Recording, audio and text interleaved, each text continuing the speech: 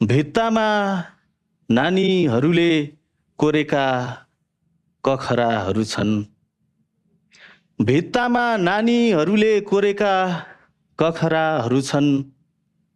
भित्तामा नानीहरूले बनाएका मूर्त अमूर्त चित्रहरू छन् र भित्तामा भित्तै भएर टाँसिएका धमिला सम्झनाहरू छन्।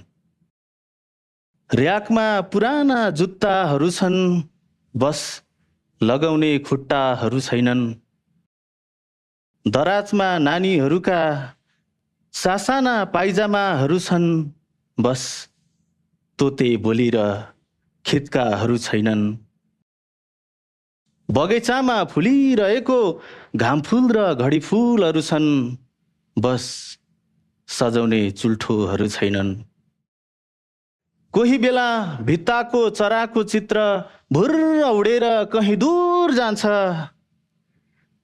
त्यसबेला तिम्रा बाआमाले तिमीलाई आशीर्वाद र सम्झनाहरू पठाउँछन्।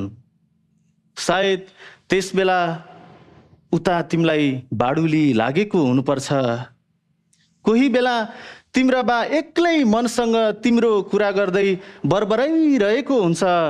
सायद त्यसबेला उता तिम्रो घाँटी खसखसाइरहेको हुनुपर्छ।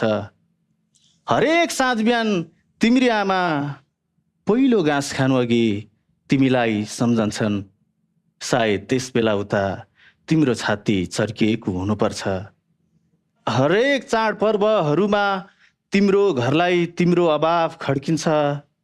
त्यसबेला तिमी सस्तो रेडिमेड शुभकामनाका शब्दहरू लिएर विद्युतीय यन्त्र मार्फत झुल्किन्छौ, ह्याप्पी दसैँ, ह्याप्पी तिहार।